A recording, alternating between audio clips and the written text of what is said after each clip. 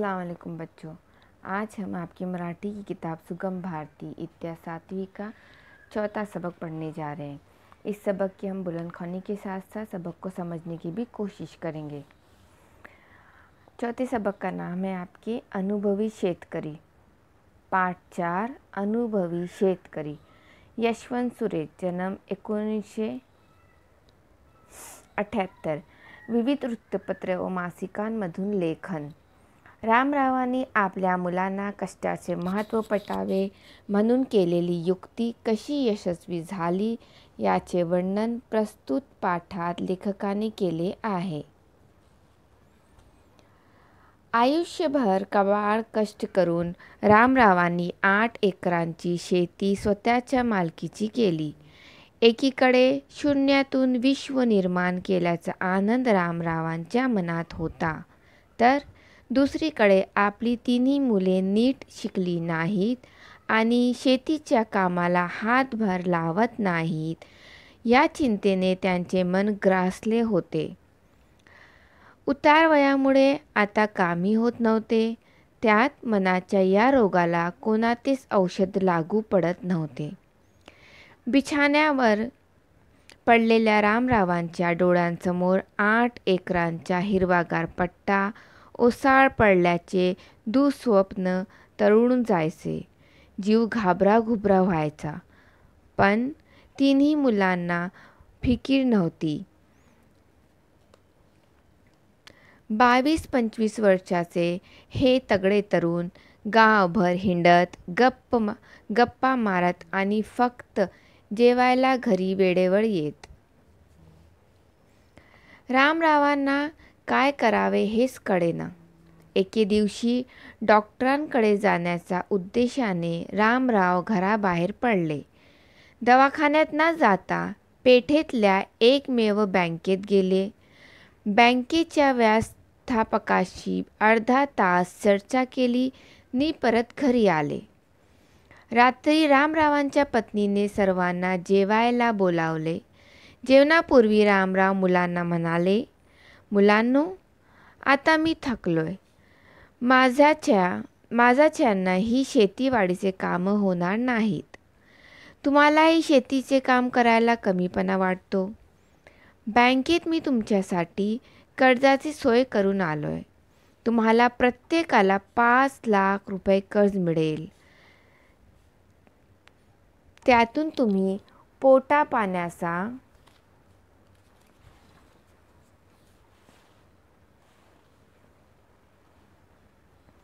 धंदा करा। कर्जासाठी जमीन गहाण ठेवायचे ठरलंय। फक्त तुम्ही एक काम करा, गावातल्या बँकेच्या नियमाप्रमाणे प्रत्येकानं 10,000 रुपये भरून आपलं कर्ज खाता बँकेत काढा। कागदपत्रांची जमवाजमव मी केली आहे।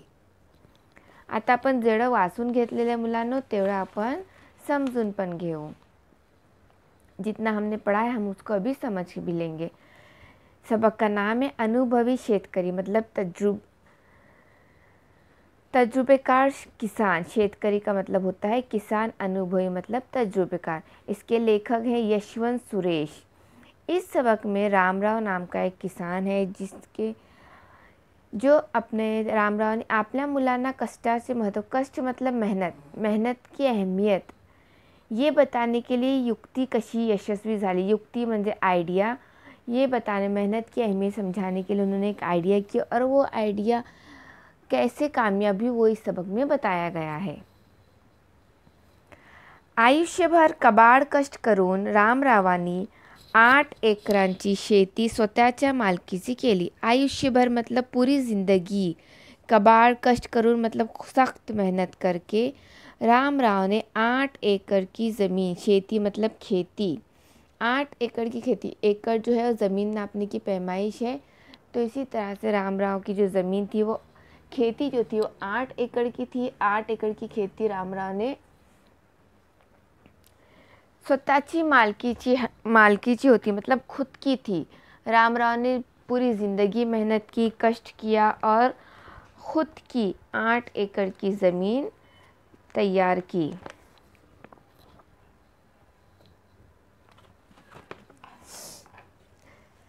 एकीकडे शून्यातून विश्व निर्माण करणे, एकीकडे शून्यातून विश्व निर्माण केल्याचा आनंद रामरावांच्या मनात होता। एक तरफ तो शून्य मतलब ज़ीरो से, सिफर से शुरू करना, सिफर से शुरू करने की खुशी, मतलब उन्होंने ज़ीरो से मेहनत करके, जब उनके पास कुछ नहीं था उन्होंने पूरी ज़िंदगी मेहनत करके 8 एकड़ की अपनी खेती तैयार की, खुद के हक की खेती तैयार की। तो एक तरफ उनको ये बहुत बड़ी खुशी थी कि उन्होंने सिफर से शुरू करके कामयाबी हासिल की। तर दुसरीकडे आपली तिन्ही मुले नीट शिकली नाहीत आणि शेतीच्या कामाला हातभार लावत नाहीत या चिंतेने त्यांचे मन ग्रासले होते। जहाँ पे एक तरफ उन्हें खुशी थी कि उन्होंने अपनी 8 एकड़ की ज़मीन खुद की बनाई, और उसी तरह दूसरी तरफ उन्हें ये फ़िक्र भी लगी हुई थी कि उनके जो 3 बेटे थे उन्होंने कोई तालीम हासिल नहीं की थी और साथ ही वो खेती के कामों में भी दिलचस्पी नहीं लेते थे। ये सोचकर यही फ़िक्र में उनका जो मन था वो भर आ जाता था। उतार वयामुळे आता कामी होत नव्हते। उतार वया मतलब बुढ़ापे की तरफ उनकी उम्र बढ़ रही थी, वो बुढ़ापे की तरफ जा रहे थे। तो इस बुढ़ापे की वजह से उनके काम भी नहीं होते थे। त्यात मनाच्या या रोगाला कोणाचे औषध लागू पड़त नव्हते। अब इस फ़िक्र में कि मेरी ज़मीन मैंने इतनी अच्छी बनाई, 8 एकड़ की मैंने ज़मीन खुद की हक की खेती तैयार की, लेकिन उस खेती की देखरेख के लिए कोई नहीं है और बढ़ती उम्र की वजह से खेती के काम भी उनसे नहीं होते। इसी फ़िक्र की वजह से उनकी तबीयत धीरे धीरे खराब होने लगी। बिछाण्यावर पडलेल्या रामरावांच्या डोळ्यासमोर 8 एकरचा हिरवागार पट्टा ओसाड पडल्याचे दुःस्वप्न तरळून जायचे। क्योंकि उम्र ज़्यादा हो गई थी इसलिए वो बिस्तर पे पड़े हुए थे। अब बिस्तर पर पड़े पड़े 8 एकड़ की जो हरी ज़मीन थी, हरी भरी खेती थी उनकी, वो सूख जाएंगी, यही बुरे सपने की वजह सपना जो है उनकी नज़रों में घूमता रहता था। जीव घाबरा घुबरा व्हायचा, पण तीनही मुलांना फिकीर नव्हती। ये सब सोचकर उन्हें बहुत घबराहट होती थी, वो फिक्र करते थे, लेकिन उनके जो तीनों बच्चे थे, 3 जो लड़के थे, उनको इस बात की कोई फिक्र नहीं थी। 22-25 वर्षाचे हे तगडे तरुण गावभर हिंडत, गप्पा मारत आणि फक्त जेवायला घरी वेळेवर येत। इनके जो तीनों बच्चे थे वो 22-25 साल के थे और बहुत अच्छे नौजवान थे, लेकिन ये कुछ काम के नहीं थे। सिर्फ ये पूरे गांव में घूमते थे, दोस्तों के साथ गप्पा मारते थे, टाइम पास करते थे और खाने के वक्त पे घर आते थे।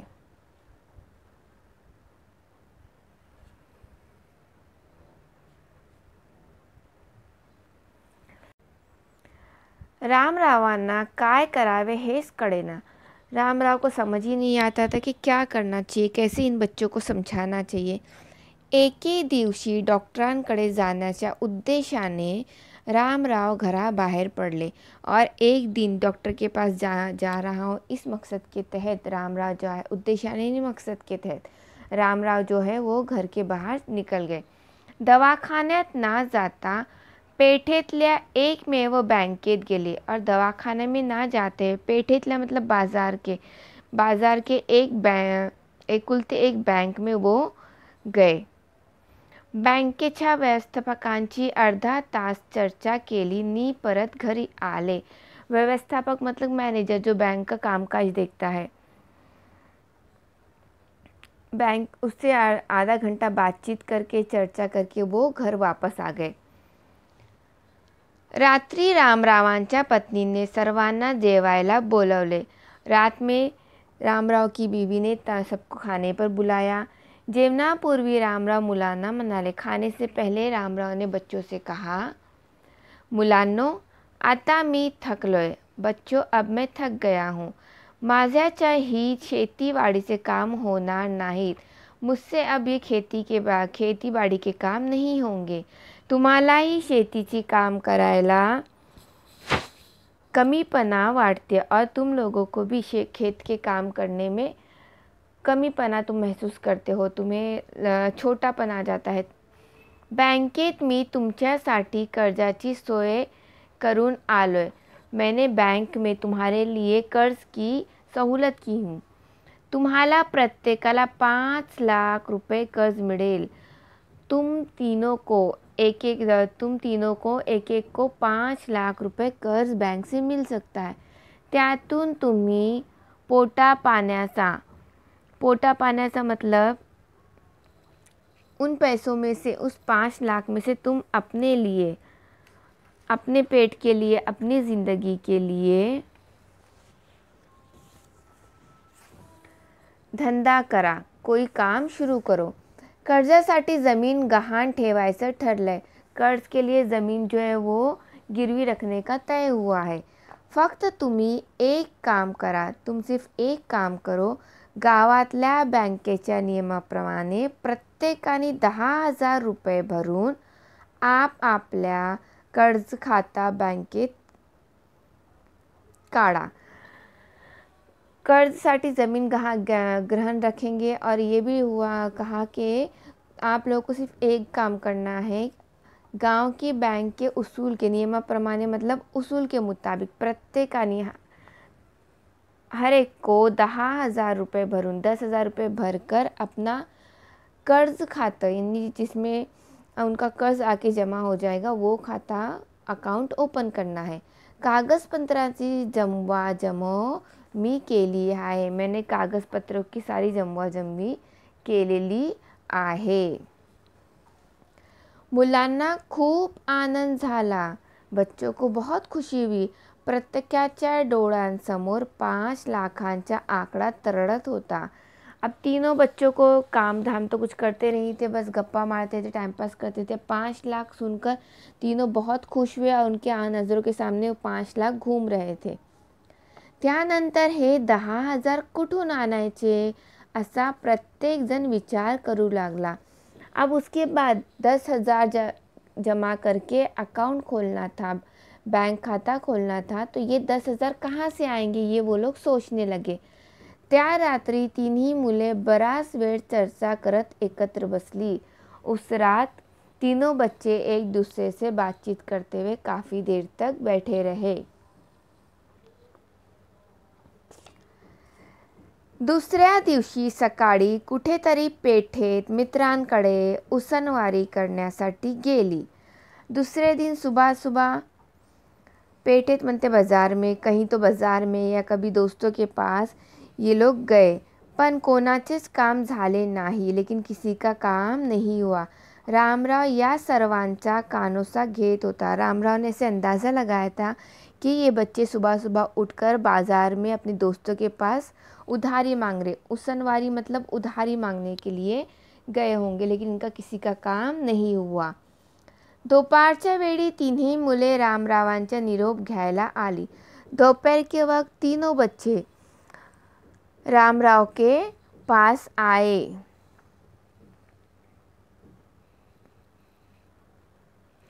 निरोप घेणे म्हणजे निघून जाने के लिए, घर से जाने के लिए. आम्ही शहरात चाललो आहोत. महिनाभराना 10,000 रुपये कमवू आणू, तेव्हाच घरी पड़तू. दोपहर के वक्त ये तीनों बच्चे रामराव के पास आए और ये बताने के लिए कि हम शहर में जा रहे हैं और महीना भर वहाँ काम करेंगे, 10,000 रुपये कमाएंगे, तभी हम घर में आएंगे. एवढे बोलून तिघे पाठीवरच्या पिशव्या सांभाळत गेले सुद्धा. इतना बोलकर ये तीनों बच्चे अपना सामान लेकर पाठी पर, पिशवा मतलब अपने पीठ पर अपनी थैलियाँ रखकर निकल गए. तो बच्चों, आज ये सबक अभी हम यहाँ पर ही ख़त्म करते हैं. क्योंकि सबक बड़ा है इसलिए ये एक साथ नहीं हो सकता. इसका आगे का हिस्सा हम अगले वीडियो में पढ़ेंगे. अल्लाह हाफिज़.